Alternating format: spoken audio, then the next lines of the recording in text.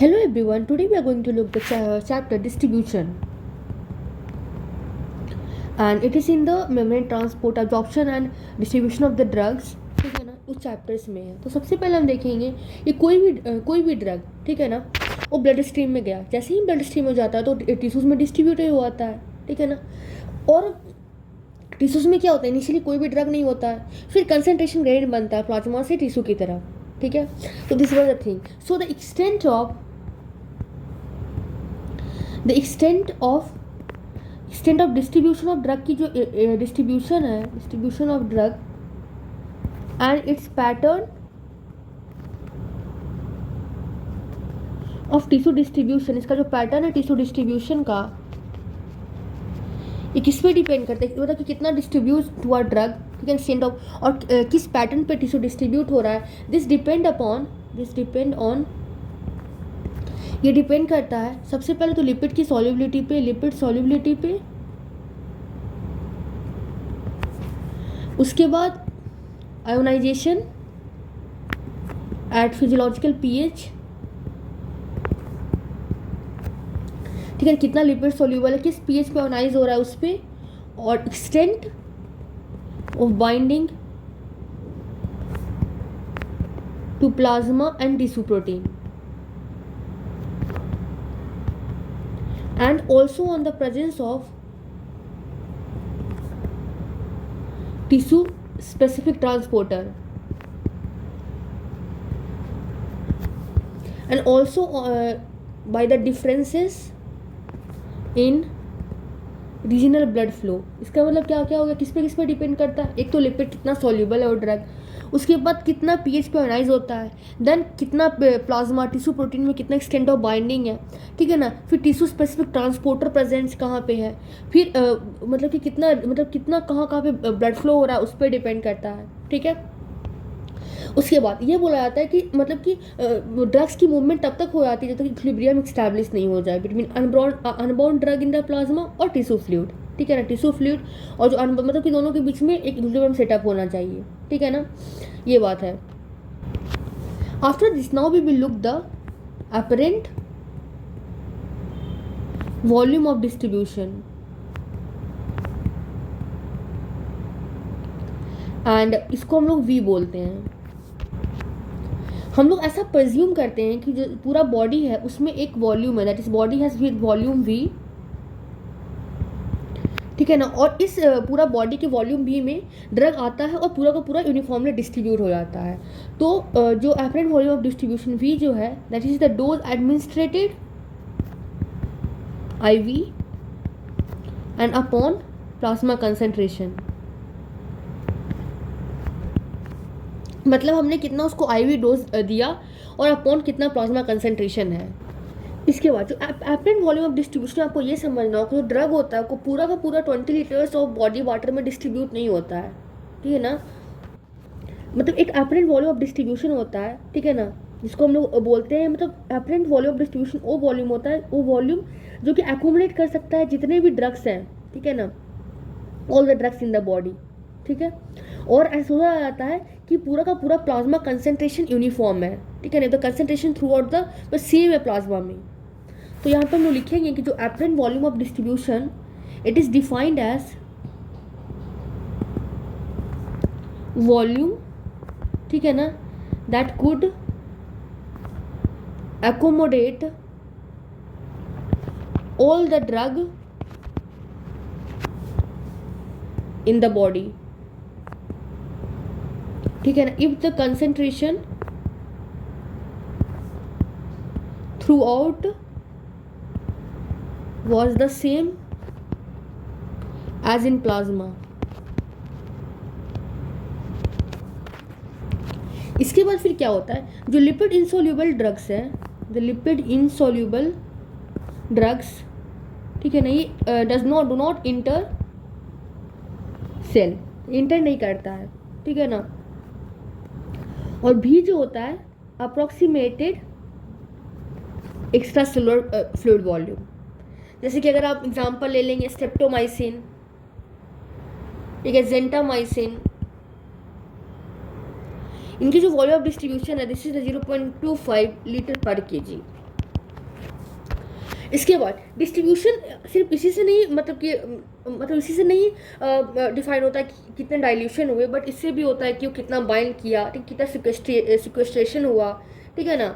जैसे अगर कोई ड्रग है जो कि highly bound to plasma protein है, दोज ड्रग और पूरा रिस्ट्रिक्टेड रहता है वेस्कुलर कंपार्टमेंट में, और उसकी लो वैल्यू ऑफ वी रहता है। जैसे एग्जांपल डिक्लोफेनेक, वारफरिन, वो 99% बाउंड रहता है, तो उसकी जो वॉल्यूम अपने वॉल्यूम डिस्ट्रीब्यूशन होता है वो 0.15 लीटर पर केजी होता है। सो यहाँ पे हम we can write here that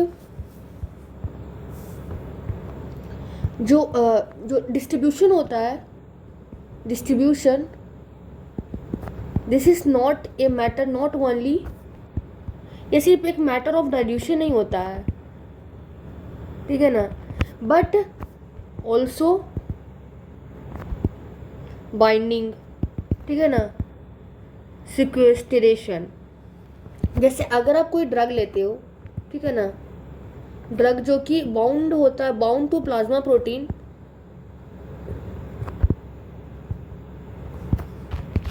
ठीक है ना, ये रेस्ट्रिक्टेड कहाँ रहता है, this are restricted to vascular compartment. तो अगर रेस्ट्रिक्टेड टू वैस्कुलर कंपार्टमेंट है, मतलब क्या, इसकी लो वैल्यू ऑफ बी है, ठीक है। जैसे आप हम लोग देख सकते हैं डिक्लोफिनैक, ठीक है ना, वारफरिन, इसका क्या होता है, जो वी होता है 0.15 लीटर पर केजी होता है। और अगर किसी ड्रग की if they have the large value of V, ये क्या इंडिकेट करता है, दिस इंडिकेट कि ये द लार्जर क्वांटिटी ऑफ जो ड्रग है, this is present in the extravascular tissue, मतलब ज़्यादा अमाउंट ऑफ ड्रग जो है एक्स्ट्रावैस्कुलर टिश्यू में प्रेजेंट है, ठीक है। और इसमें क्या होता है, जो लार्ज वैल्यू ऑफ वी है, इसमें क्या होता है, ये जो ड्रग होता है दिस गो टू सिक्वेस्टेड, ठीक है ना, कहाँ पे, अदर टिश्यूज में, टू अदर टिश्यू। अगर कोई ड्रग जो है अदर टिश्यूज में चला गया, they have sequestered to other tissue, तो उसका अगर आप वी देखोगे तो वी इसमें much more than total body water या फिर बॉडी मास से भी ज़्यादा हो जाता है, ठीक है ना। जैसे एग्जाम्पल की अगर हम लोग बात करते हैं तो डाइजोक्सिन जो है जैसे 6 लीटर पर केजी, ठीक है। प्रोप्रेनॉल दैट इज द 4 लीटर पर KG. Morphine this is the 3.5 litre पर केजी। जैसे हमने देखा था ना यहाँ पे कि प्लाज्मा प्रोटीन रहता है रेस्ट्रिक्टेड टू, यहाँ पे देखा था हाँ, कि कोई ऐसे भी होते हैं लिपिड इनसॉल्युबल ड्रग जो कि सेल में नहीं इंटर करते, तो पूरा ECF वॉल्यूम के बराबर रहते हैं, ठीक है ना, 0.5 लीटर पर केजी। लेकिन अगर आप लोग बात करोगे कि और बाहर भी टिश्यूज में चला गया, जैसे डाइजॉक्सिन, प्रोपेनोल, मॉर्फिन, तो इनकी उससे भी बहुत काफ़ी ज़्यादा अमाउंट में उसकी वैल्यूज़ रहता है। अब इस केस में क्या होगा कि इसमें जो अगर हम बात करेंगे तो इसमें क्या होगा कि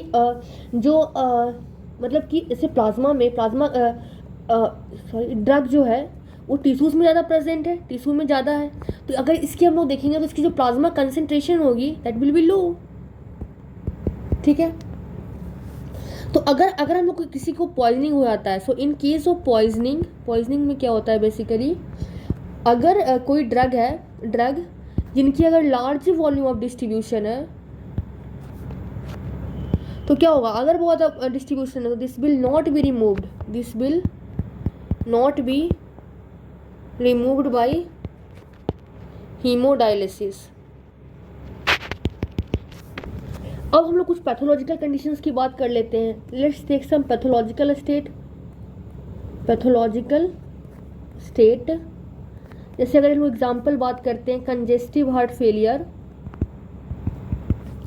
ठीक है ना, यूरेमिया, क्रिहोसिस ऑफ लीवर क्रिहोसिस, ये क्या करता है, दिस कैन अल्टर,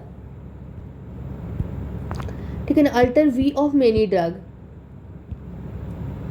कैसे, मतलब कि बहुत सारे ड्रग्स की वी को अल्टर कर देते हैं, क्योंकि ये बेसिकली क्या करते हैं, ये अल्टर करते हैं distribution, this alter the distribution of body waters, ठीक है ना, उसके बाद परमेबिलिटी ऑफ मेम्ब्रेन को अल्टर करते हैं, परमेबिलिटी ऑफ मेम्ब्रेन, ठीक है, बाइंडिंग प्रोटीन को अल्टर करते हैं,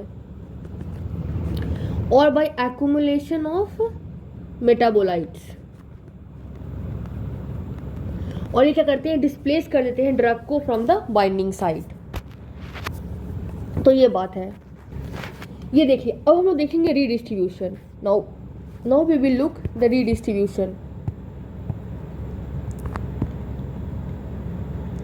अगर हम लोग रीडिस्ट्रीब्यूशन की बात करते हैं तो जो हाईली लिपिड सॉल्यूबल ड्रग्स हैं, जो हाईली लिपिड सॉल्यूबल जो ड्रग है, ये क्या करते हैं, सबसे पहले दे गेट इनिशियली डिस्ट्रीब्यूट कहाँ पे होते हैं, initially distributed to organ with high blood flow. जैसे कि एग्जाम्पल की अगर बात करते हैं, ब्रेन में, हार्ट में, किडनी में, सबसे पहले यहाँ पे गए। उसके बाद में क्या होता है, later on the less vascular but more bulky tissue, जैसे कि अगर हम लोग बात करते हैं मसल, फैट, ठीक है ना, ये क्या करते हैं, this take up the drug.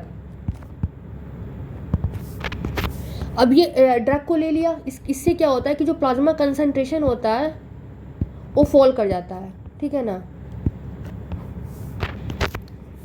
अब प्लाज्मा कंसंट्रेशन फॉल कर गया, फॉल किया, और जो ड्रग्स जो होते हैं वो विड्रॉन हो जाते हैं, withdrawn from highly perfused site.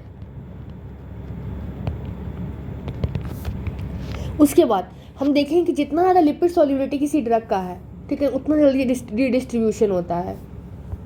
तो here we will write greater is the lipid solubility of drug, उतना ज़्यादा क्या होता है, उतना ज़्यादा फास्टर इज रीडिस्ट्रीब्यूशन। अगर जैसे इस चीज़ की अगर हम एग्जांपल देते हैं तो एक्सट्रीमली बहुत छोटी शॉर्ट हाइप्नोटिक एक्शन, जैसे मतलब कि अगर हम ओरल डाइजीपाम या फिर नाइट्रिजीपाम लेते हैं तो उसकी हिप्नोटिक एक्शन जो होता है वो 6 to 8 आवर्स रहता है, जबकि अगर हम उसकी टी हाफ की बात करते हैं तो वो 30 घंटे से भी ज़्यादा होता है। तो ऐसा क्यों हुआ, क्योंकि वहाँ पर रीडिस्ट्रीब्यूशन हो गया, ठीक है ना, एलिमिनेशन नहीं हुआ, रीडिस्ट्रीब्यूशन हुआ। रीडिस्ट्रीब्यूशन के कारण क्या हो गया, उसकी हिप्नोटिक एक्शन जो हो गया वो कम हो गया, ठीक है। लेकिन ये भी उसमें होता है कि अगर वही ड्रग अगर बार बार दिया जाए, कंटिन्यूसली दिया जाए, बार बार ओवर द पीरियड्स दिया जाए, तो low perfusion and high capacity site जो होता है वो प्रोग्रेसिवली फिल्ड अप, ठीक है ना, और ड्रग फिर लंबे एक्टिंग से एक्टिंग हो जाता है। फिर ये रीडिस्ट्रीब्यूशन हम लोग देखेंगे कि penetration into brain and CSF, brain और CSF की पेनिट्रेशन की बात करते हैं। अगर हम लोग पेनिट्रेशन इनटू ब्रेन और CSF की बात करते हैं तो क्या होता है, जो ब्रेन होता है उसमें कैपिलरी एंडोथीलियल सेल्स होता है, ठीक है ना, ब्रेन में। और इसमें क्या होता है, इसमें क्या होता है, there is tight junctions, have tight junctions, they have tight junctions, okay.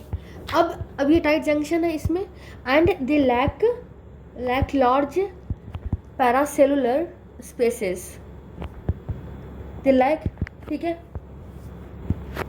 ये हो गया। अब ये तो हम लोग एंडोथेलियम सेल की बात करेंगे, ठीक है, इसमें टाइट जंक्शंस होते हैं ये। अब इसके ऊपर क्या होता है, that plus they have the investment of neural tissue, there is neural tissue, और ये टुगेदर दोनों मिला करके दोनों को क्या करते हैं, हम कहते हैं ब्लड ब्रेन बैरियर। और ऐसा ही सिमिलर ब्लड ब्रेन बैरियर जो रहता है, मतलब ब्लड ब्रेन बैरियर, ठीक है ना। तो यहाँ पे ब्लड ब्रेन था, that is the blood CSF barrier, उसको बोलते हैं, that is located in choroid plexus, ठीक है। इसमें वही होगा, कैपिलरी जो होगा वो लाइन होगा कोरोइड एपिथेलियम से, उसमें टाइट जंक्शंस होंगे, ठीक है ना, और ठीक है, that will also permit things going on. अब ये जो दोनों बैरियर्स हमने देखा, ठीक है ना, बोथ बैरियर है वो क्या है, लाइपोलाइडल है, ठीक है ना, और this limit the entry of non lipid soluble drug. तो नॉन लिपिड सोल्यूबल ड्रग है, उसको एंट्री नहीं होने देता है। जैसे अगर आप एग्जांपल देखते हो, जैसे स्ट्रेप्टोमाइसिन, ठीक है ना, नियोस्टिग्मिन, इसमें क्या होता है, only lipid soluble drug, only lipid soluble drug, अगर हम सिर्फ इसमें लिपिड सोल्यूबल ड्रग जो होते हैं, they are able to penetrate, ठीक है, और वही पेनिट्रेट करते हैं, उन्हीं की सेंट्रल सीएनएस एक्शन होता है। अब ये तो हमने देख लिया। अब हम लोग देखते हैं कि कुछ एडिशनल इफ्लक्स ट्रांसपोर्टर्स भी होते हैं। There are some additional efflux transporter, ठीक है ना, जैसे कि एग्जांपल पीजीपी, ठीक है ना, ओएटीपी, ठीक है, this is the anion transporter. ये सब कहाँ पे प्रेजेंट होता है? This are present in brain में प्रेजेंट होता है, और कोरोइडल वेसल से प्रेजेंट होता है। एंड दिस, और ये क्या करते हैं, बहुत सारे ड्रग्स, दे एक्सक्लूड मेनी ड्रग्स, ठीक है, बहुत सारे ड्रग्स को बाहर करते हैं, दैट एंटर ब्रेन, मतलब किसी भी तरीके से एंटर कर गया, बाय एनी प्रोसेस, ठीक है। और ये फिर क्या करेंगे, this will act as protective barrier, ठीक है, किसके अगेंस्ट द जीनोबायोटिक्स।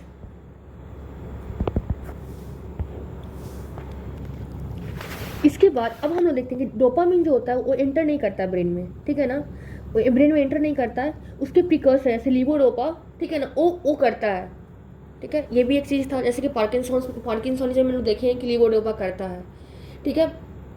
अगर कभी भी मेनिंजेस में, ब्रेन में अगर इन्फ्लामेशन हो जाता है तो वो परमेबिलिटी इन बैरियर्स की बढ़ा देता है, ठीक है।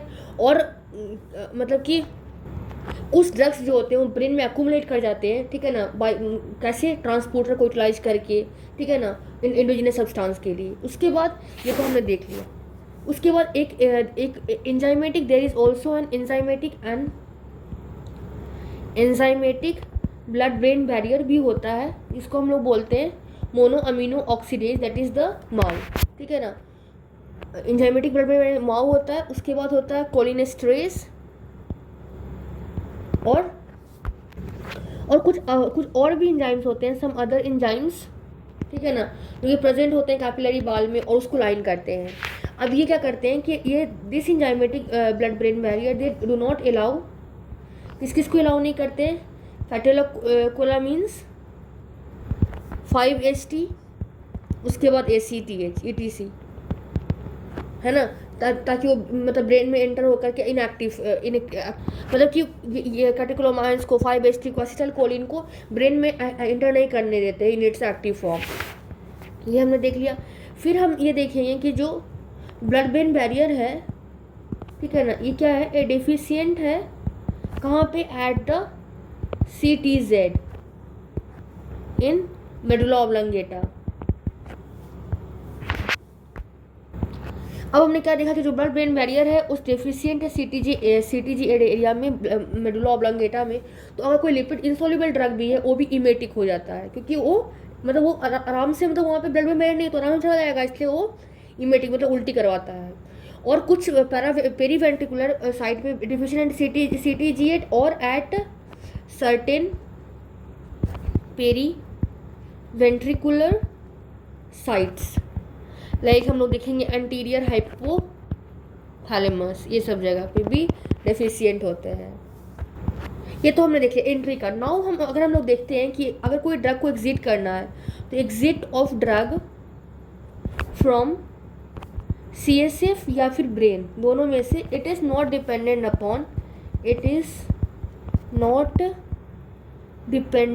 On lipid solubility,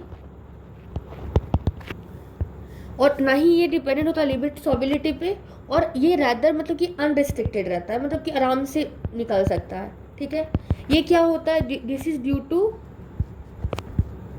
bulk flow of CSF, मतलब कि ये क्यों होता है, क्योंकि बल्क फ्लो ऑफ CSF होता है अलॉन्ग विद द, मतलब कि जो भी ड्रग डिजॉल्व है उसमें, ठीक है ना। CSF का बल्क फ्लो हो रहा है, ठीक है ना, बल्क फ्लो ऑफ CSF। इससे क्या होता है कि जो भी ड्रग डिजॉल्व उसमें सबके सब ब्लड में चला आता है थ्रू एरेक्नोइड विलाई।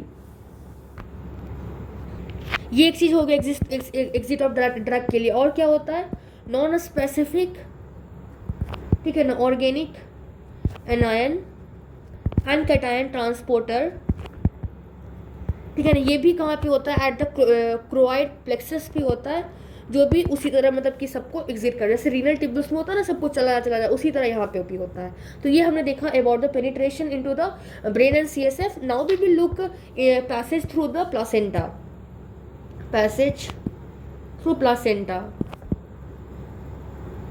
अगर इसमें लोग देखते हैं, जो प्लासेंटल मेम्ब्रेन होता है, बेसिकली प्लासेंटल मेम्ब्रेन जो होता है वो कैसे होते हैं, लाइपोडियल, मतलब लिपिड सॉल्युबल लाइपोडियल। और ये क्या करते हैं, this allow the free passage of lipophilic drugs. अब चूंकि ये फ्री पैसेज कर रहा है लाइपोफिलिक ड्रग्स की, तो क्या करेंगे, this will restrict the hydrophilic drug, ठीक है, ये हो गया। अब कुछ प्लासेंटल इफ्लक्स मतलब ग्लाइकोप्रोटीन होता है, ठीक है ना, और कुछ अदर भी ट्रांसपोर्टर्स होते हैं, जैसे BCRP, ठीक है, MRP3, ये भी सर्व करते हैं कि ये मतलब जो फीटस होता है ना, उसको जो मदर जो ड्रग्स ले रही है उससे उसको एक्सपोज कम करवाए, ठीक है ना। तो हम लोग लिखेंगे कि ये तो हमने देख लिया कि रेस्ट्रिक्ट करता है हाइड्रोफिलिक ड्रग को, और पैसेज बोलने लाइपोफिलिक ड्रग को देता है। उसके बाद हम देखते हैं कि जो प्लासेंटल इफ्लक्स PGP और transporter, like example BCRP, MRP3, ये क्या करता है, this limit fetal exposure to maternal drug, ठीक। उसके बाद प्लासेंटा एक साइट होता है ड्रग मेटाबॉलिज्म का भी, ठीक है ना, प्लासेंटा साइट होता है ड्रग मेटाबॉलिज्म का भी। वो क्या करता है, मतलब मॉडिफाई कर देता है, मतलब exposure of foetus to the administered drug, मतलब कि मतलब वहाँ पे मेटाबॉलिज्म भी ड्रग का हो जाता है, तो वो क्या करता है, जो एडमिनिस्ट्रेटेड ड्रग है उसको मॉडिफिकेशन कर देता है, ठीक है। लेकिन restricted amount of non lipid soluble drugs, जो कि अगर हाई कंसनट्रेशन में प्रेजेंट रहे बहुत लंबे समय तक मैटरनल सर्कुलेशन में, तो वो भी फीटस में उनको एक्सेस मिल जाता है, ठीक है ना। उसके बाद कुछ इन्फ्लक्स ट्रांसपोर्टर भी होते हैं जो कि प्लासेंटा में एक्ट करते हैं। तो हम लोग क्या कर सकते हैं कि देयर इज इनकम्प्लीट बैरियर, ठीक है ना, और ऑलमोस्ट एनी ड्रग जो कि मदर ले रही है वो बेबी में मतलब पहुंच सकता है, ठीक है ना। Even drug taken before the delivery, जैसे मॉर्फिन, वो भी चला जाता है। इसके बाद हम लोग देखेंगे प्लाज्मा प्रोटीन बाइंडिंग,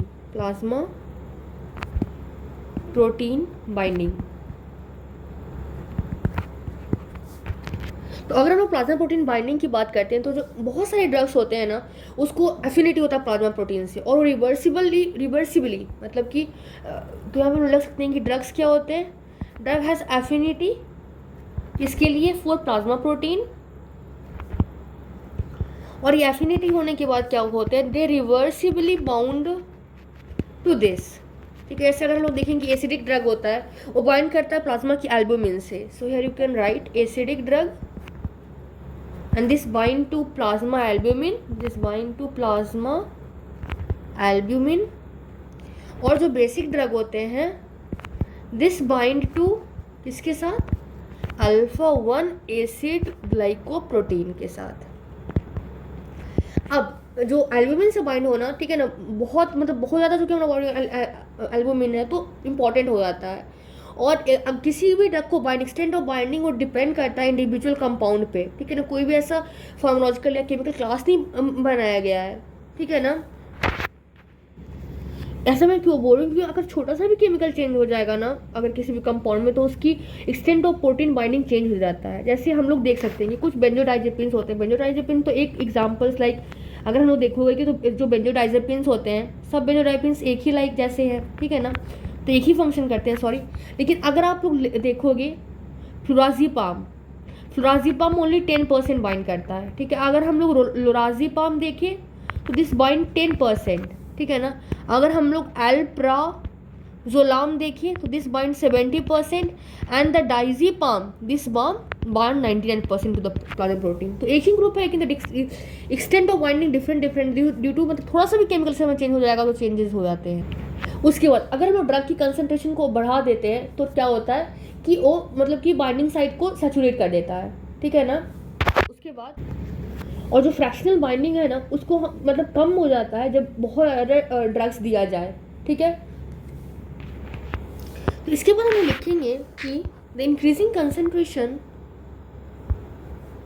जो अगर हम लोग कंसंट्रेशन को इंक्रीजिंग कंसंट्रेशन ऑफ ड्रग, ठीक है ना, this can progressively saturate the binding site. तो इससे क्या होगा, जो फ्रैक्शनल बाइंडिंग जो होगा दिस विल बी लोअर अगर when large number of drug are given, ठीक है। अब ये तो हमने देख लिया। अब what are the clinical significance that of the protein plasma protein binding, वो हम लोग देखने जा रहे हैं। So the clinical significance of plasma protein binding, they are, इसमें क्या क्या आ जाएगा। सबसे पहले जो हाईली प्लाज्मा प्रोटीन बाउंड होते हैं, जो highly plasma protein bound drug होते हैं, highly plasma protein bound drug, ये क्या होते हैं, दे आर रेस्ट्रिक्टेड। ये रेस्ट्रिक्टेड कहाँ पे होते हैं, रेस्ट्रिक्टेड टू वैस्कुलर कंपार्टमेंट।